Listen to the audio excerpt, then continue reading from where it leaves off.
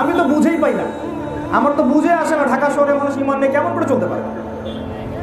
ঢাকা শহরের রাস্তার মধ্যে মানুষ ইমান নিয়ে কিভাবে হাঁটতে পারে আমার বুঝে আসে না। এখানে মেয়ের আর মেয়ে নাই, সব ছেলে হয়ে গেছে। মানে কাপড় চোপড়ের বালাই নাই, মানে কাপড় বলবে যে হুজুর আপনিও দেখছেন নাকি? জি দেখছি। আজীব ব্যাপার, আমি কি চোখ বাসায় নিয়ে ঘুরি নাকি? রাস্তায় যখন আমরা হাঁটি তখন কি চোখ বাসায় নিয়ে ঘুরি নাকি? আর আপনি একদিক থেকে চোখ কোন দিকে ফেরাবেন? এদিকে ওইদিকে ফেরাবেন, ওইদিকে আরেকটা আছে, ওদিক থেকে এনে ফেরাবেন, ওইদিকে আরো 10টা আছে। কোন দিকে ফেরাবেন? আপনি কি মাথা নিচে করে মাটির দিকে তাকে হাঁটবেন আর গাড়ির সাথে ধাক্কা খাবেন? তাবিজ দেয়, তুমুক পানি পড়া দেয়, তুমুকের দরবারে এই পাওয়া যায় সেই পাওয়া যায়। আরে উমুক তুমুক যখন মারা গিয়েছিল নিজের কবরে নিজে যেতে পারেনি, আপনাকে কি দেবে? ইন্না লিল্লাহি ওয়া ইন্না ইলাইহি রাজিউন। আল্লাহর সাথে এত বড় অন্যায়, এত বড় গাদ্দারি করবেন না, এত বড় অন্যায় কথা কখনো বলবেন না। কেউ কিছু দিতে পারে না, কেউ দিতে পারে বাস আল্লাহ। এই দেশের এমপির কাছে যাতে পিএস লাগে, আল্লাহর কাছে যাতে কোনো কিচ্ছু লাগে না, শুধু সৎ আমাল লাগে। কি লাগে? সৎ কর্ম লাগে, কোনো মানুষ লাগে না। আল্লাহ কাউকে ঠেকা দিয়ে রাখেনি, আল্লাহ কারো কাছে ঠিকাদারে দিয়ে রাখেনি যে তুমি মাধ্যম ছাড়া আমার কাছে কেউ আসতে পারবে না। আল্লাহ মানুষের এইখান চাইতে কাছে, আল্লাহ মানুষের কি এই গলার যে পশমটা, এটা চাইতো আল্লাহ কাছে মানুষের। ভুলেও বলবেন না যে আম্মা আমরা আপনাকে ভাগ করে নিলাম, আমার কাছে 2 দিন, ওর কাছে 2 দিন। এই কথা থেকে একবার তোবা করে ফিরে আসবেন। আম্মা আপনি আমার সাথে খাবেন, আব্বা আমার সাথে খাবে, ভাগনা ভাগ্নি আমার সাথে খাবে, যত মানুষ আমার বাপের আত্মীয় স্বজন আছে সবাই আমার কাছে খাবে। ঘোষণা দিন বরকত। এ কথা আমি বলিনি, এ কথা মুহাম্মদ সাল্লাল্লাহু আলাইহি ওয়াসাল্লাম বলছেন। বরকত ভিন্ন জিনিস, রুজি ভিন্ন জিনিস। হাত বেশি হলে বরকত বেশি হবে, এই কথাই ঠিক। অনেক মানুষ ওই ফলটা সুপারমার্কেটে যে ধরে চড়ে নেড়ে আবার রেখে দিয়ে চলে গেছে, নেয় নেই। ওইটা সে খাবে না, কারণ ওইটা আপনার রিজিকে লেখা।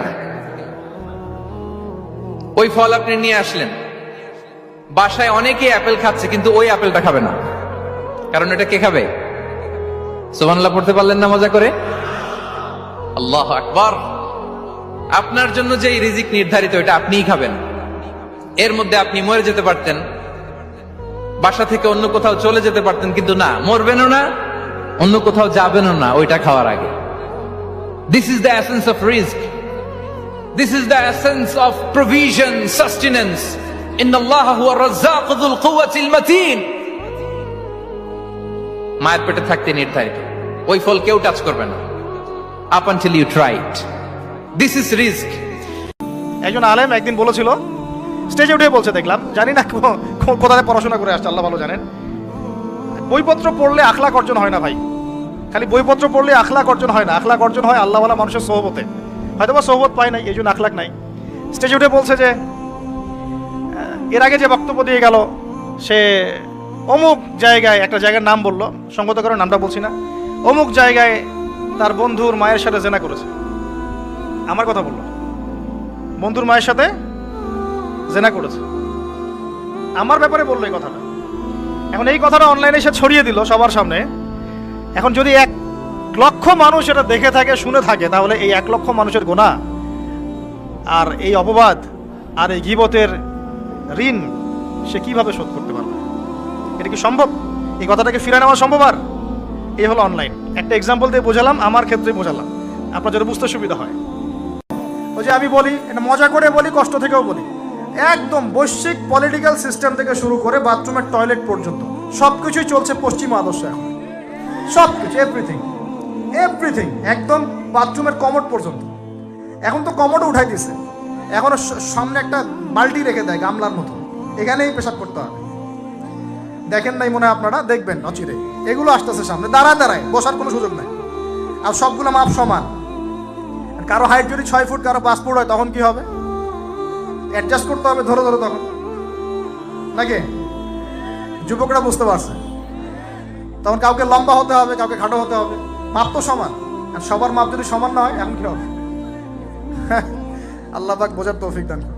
টাকা দিয়ে সুখ কিনা যায় না, গাড়ি কিনা যায়, বাড়ি কিনা যায়, কিন্তু সুখ নো ওয়ে, কেনা যায় না।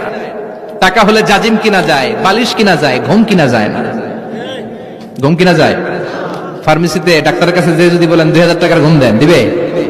ডাক্তার কি বলবে? দূর মিয়া, আমারই ঘুম আসে না, তোমারে আমি ঘুম বিক্রি করব। আচ্ছা না নাই? যে দুইটা আমল আপনাকে জাহান্নাম থেকে বাঁচাবে, ছোট্ট ছোট্ট আমল, সকাল এবং সন্ধ্যায় 7 বার পড়তে হবে আল্লাহুম্মা আজিরনি মিনান নার, আল্লাহুম্মা আজিরনি মিনান নার, আল্লাহুম্মা আজিরনি মিনান নার, এভাবে 7 বার, সকালে 7 বার, সন্ধ্যায় 7 বার। তার মানে ফজর আর মাগরিবের নামাজ তো পড়তে হবে আগে, তাই না?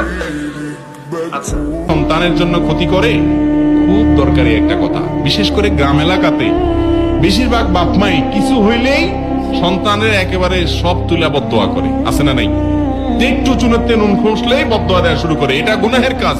অনেক বাবা মা বাবার এই বদভ্যাস আছে, যেমনি সেমনি সন্তানকে দরকারে বেদরকারে একটু এদিক সেদিক হইলেই বদদোয়া দেওয়া শুরু করে, এটা অন্যায় কাজ। তবে মনে রাখেন, অন্যায় ভাবে যদি মা বাপ বদদোয়া দেয়, ওইটা লাগবে। অনেক সময় দেখা যায় আপনি ঠিক কাজই করতেছেন, কিন্তু তারপর আপনার মা বাবা বদদোয়া দিচ্ছে, আছে না নাই? তো অন্যায় ভাবে বদদোয়া দিলে সে বদদোয়া লাগবে। আর কোন গায়ের থেকে বোঝা যায়, খুব বেশি মাথা গরম হইয়া বদদোয়া দিয়ে ফেললে সেটাও আল্লাহ তাআলা কবুল করবেন না। কারণ আল্লাহ জানেন বান্দা এখন মাথা গরম হইয়া কি দিছে। যদি ঠান্ডা মাথায় বদদোয়া দেয় এবং আপনি আসলেই অন্যায় করে থাকেন, তাহলে সেটা বড় ডেঞ্জারাস। মা বাপের বদদোয়া বড়, তখন সাথে সাথে মাপ চাইয়া ওইটাকে কি করতে হবে? সাধারণ স্বাভাবিক করতে হবে। এত ছোট কেন মনে করছেন? আপনিও আল্লাহর সেই বান্দা, যে বান্দা আমি, যে বান্দা আর 10 জন মানুষ। আল্লাহ পাক আপনাকেও ভালোবাসেন, আল্লাহ পাক অবশ্যই আপনাকে ভালোবাসেন। জীবনের দীর্ঘ সময় পর্যন্ত আপনি আল্লাহকে ডাকেন নাই, আল্লাহ আপনাকে ফেলে দেয় নাই, আল্লাহ আপনাকে খাওয়ান, এখনো পড়ান, বাঁচিয়ে রেখেছেন, আল্লাহ নিয়ামত দিয়েছেন। আল্লাহ আপনাকে ভালো না বাসলে এমনি করেন? আল্লাহ পাক অপেক্ষা করছেন কবে খালি আপনি আসবেন আল্লাহর কাছে, এসে বলবেন আস্তাগফিরুল্লাহ ওয়া আতুবু ইলাইহি। আল্লাহ পাক অপেক্ষা করে বসে আছেন আপনার জন্য। আপনি কোথায় যাচ্ছেন? ফাআইনা তাযহাবুন। আল্লাহ পাক বলেছেন ফাআইনা তাযহাবুন, কোথায় যাচ্ছ তোমরা? কোথায় যাচ্ছেন? টাকার পিছনে, বাড়ি গাড়ি, স্ট্যাটাস, স্ত্রী সন্তান, ভোগ বিলাসের পিছনে? আল্লাহ অপেক্ষা করছেন আপনার জন্য। আসেন, সেজদা করেন, নিকটবর্তী হন, আল্লাহ আপনার জন্য অপেক্ষা করছেন। যাবেন না আল্লাহর কাছে? আল্লাহ পাক সবাইকে আল্লাহর কাছে ফিরে আসার তৌফিক দান করুন। এটাই হোক আমাদের কাছে আসার গল্প, এটাই হোক আমাদের কিসের গল্প? কাছে আসার গল্প। আমাদের জেনার গল্প দরকার নাই, ওদের কাছে জেনা হচ্ছে কাছে আসার গল্প, যার ব্যাপারে আল্লাহ বলেছেন লা তাকরাবু জিনা, ওর ধারের কাছেও যেও না, আর তারা ওইটাকে বলবে কাছে আসার গল্প। ইন্না লিল্লাহি ওয়া ইন্না ইলাইহি রাজিউন। আল্লাহ পাক আমাদের যুবক যুবতীদেরকে হেদায়েত দান করুন। কুচে কালো দাড়ি সাদা হয়ে যায়, দাড়ির শুভ্রতা, বয়সের ভার, রং ধরা যৌবন জং ধরে শেষ, ঠিক কিনা? This is the circle of life. যুবক ভাইরা, এটাই জীবন, চলে যেতে হবে, কেউ থাকতে পারবে না, ঠিক কিনা? আলমদের মাশাআল্লাহ, মাঝে মাঝে মনটা চায় যে আমিও দাঁড়াই। এরা যদি দাঁড়াইতে পারে তাহলে আমরা পারি না কেন? কি সমস্যা? পড়াশোনা কি করি নাই কিছুই? অ্যাটলিস্ট ওর চেয়ে তো ভালো বুঝবো। সুবহানাল্লাহ। যাই হোক, ওদিকে না যাই, না হলে আবার কখন গায়েব হয়ে যায় বলা যায় না। ঠিক আছে, আচ্ছা, আস্তাগফিরুল্লাহ।